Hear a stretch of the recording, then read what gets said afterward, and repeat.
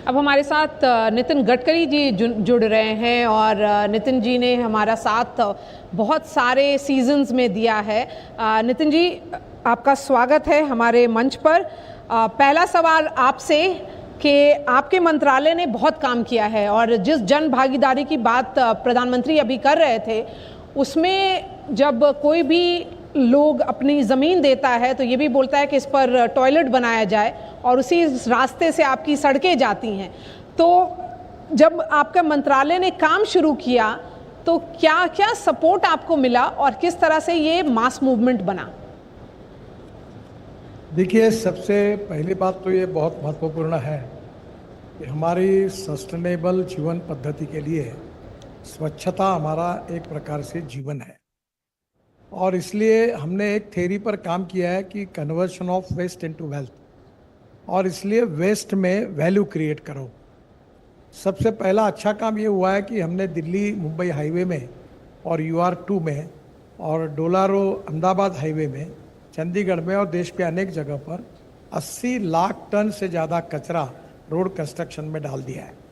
और अभी हमने जो कचरे को सेग्रीगेट करते हैं उसके लिए कॉन्ट्रैक्टर को ये जो मशीन लेनी पड़ती है सेग्रीगेशन की, इसके लिए भी हम उनको अब मदद कर रहे हैं। सबसे अच्छी बात है कि हमारे ट्राइबल क्षेत्र में बाम्बू होता है और अभी हम लोहा यूज़ करते हैं जिसके कारण कार्बन डाइऑक्साइड बाकी सब बातें होती है।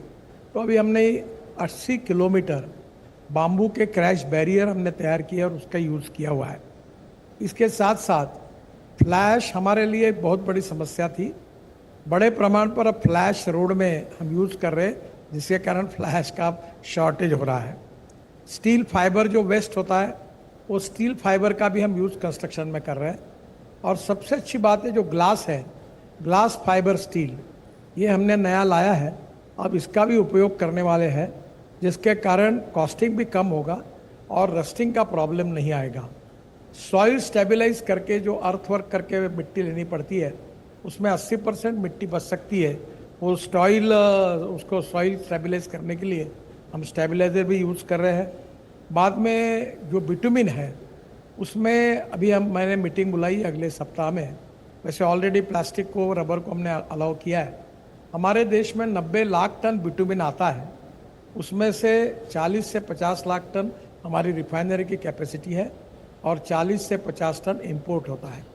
अभी मैं इंडिया की जो ऑयल कंपनी है उनको रिक्वेस्ट करने वालों, रिफाइनरी वालों को, कि भाई आप 15% रबर और 7% प्लास्टिक डालकर वो बिटुमिन हमको बना दो ताकि हम उसको डायरेक्ट सर्टिफाई करेंगे, यूज़ करेंगे, जिसके कारण वेस्ट प्लास्टिक और वेस्ट रबर का यूज़ होगा और हमारी कॉस्ट भी कम होगी।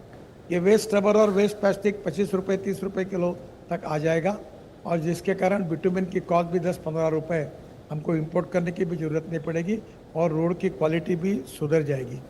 इसके बाद हमने विशेष रूप से ये हमारे रोड कंस्ट्रक्शन में हमने जो अलग अलग प्रकार की टेक्नोलॉजी लाई है उसमें प्री कास्ट को अभी हम मैंडेटरी करने वाले हैं। प्री कास्ट को मैंडेटरी करने से जो रोड पर स्टील सीमेंट आता है उसके कारण जो पोल्यूशन होता है वो नहीं होगा। फिर फाइबर रीइंफोर्स पॉलीमर FRP को, उसको भी हम इनकरेज कर रहे हैं। ग्लास फाइबर रीइंफोर्स स्टील उसको भी कर रहे हैं। वेस्ट मैनेजमेंट का हमने काफ़ी उपयोग किया। अभी जो वेस्ट में जो सेग्रीगेशन होता है उसमें जो प्लास्टिक निकलता है, प्लास्टिक से क्रूड पेट्रोल भी तैयार हो सकता है। इसके साथ साथ मुझे बहुत खुशी है कि हम ये जो हमारी परली है इससे इथेनॉल बना रहे हैं, एविएशन फ्यूल बना रहे हैं, उसमें अभी बायो बिटुमिन भी तैयार हो रहा है। और ये जो देश में 400 प्रोजेक्ट अब लगभग प्रोसेस में 60 चालू हो गए हैं, जिसमें से बाय प्रोडक्ट करके CNG LNG बनने के बाद उसमें से ये लिग्नेंट करके तैयार होता है और ये 35% हम बिटुमिन में डाल सकते हैं। उसके भी स्पेसिफिकेशन हम तैयार कर रहे हैं, जिसके कारण अब किसान अन्नदाता नहीं, अब किसान ऊर्जादाता नहीं, किसान ईंधन दाता नहीं, तो किसान बिटुमिन दाता भी बनेगा और हवाई ईंधन भी दाता बनेगा, जिससे गांव गरीब मजदूर किसान का कल्याण होगा और रूरल डेवलपमेंट और बढ़ेगी। एक महत्वपूर्ण बात है कि हमने ये फ्यूल में बहुत बड़ा निर्णय किया है जिसमें देश को परिणाम मिलना शुरू हुआ है। Ethanol, methanol, LNG, bio CNG, electric, green hydrogen and biodiesel. अभी फ्लेक्स इंजन की मोटरसाइकिल, स्कूटर और ऑटो रिक्शा आई है, जिसमें हम 100% बायो इथेनॉल यूज़ कर सकते हैं। अभी सीएनजी के ऊपर बाइक आई, मैंने ही लॉन्च की बजाज की पूना में, और उसमें ऐसा है कि 1 किलोमीटर के लिए पेट्रोल के लिए 2 रुपये 25 पैसे खर्चा आता है, और ये जो सीएनजी यूज़ करेंगे तो 1 रुपया आता है। तो इलेक्ट्रिक, सीएनजी और इथेनॉल, इसके ऊपर 2 व्हीलर 3 व्हीलर आएंगे तो प्रदूषण में कमी होगी, किसानों का फायदा होगा, गांव समृद्ध संपन्न होंगे और पोल्यूशन नहीं के बराबर होगा। उसके साथ साथ किसान हाइड्रोजन भी बनाए, किसानों के साथ इथेनॉल जो बनाते वो शुगर केन जूस, मोलाइसेस, फिर वह ब्रोकन राइस, कॉर्न और उसके साथ फूड ग्रेन, और अब उसके साथ हम परली से भी इथेनॉल बना रहे हैं, और आगे अभी 20% है तो फ्लेक्स इंजन के कारण 100% इथेनॉल अब शुरू हो रहा है, और इंडियन ऑयल ने 400 इथेनॉल के पंप डालने का भी निर्णय किया है। तो आने वाले समय में हमारे देश को import substitute, cost effective, pollution free और इंडिजिनस बनाने में इसमें हम कामयाब होंगे।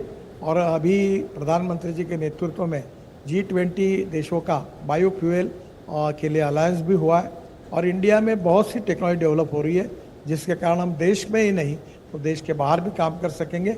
और इसमें पेट्रोल डीजल का इंपोर्ट जो 22 लाख करोड़ का है, जो हमारे देश में प्रदूषण खड़ा करता है, वो भी कम हो जाएगा, और किसान, गांव गरीब मजदूर किसान समृद्ध होंगे, और देश का पर्यावरण और स्वच्छता अभियान बहुत अच्छे तरीके से यशस्वी होगा।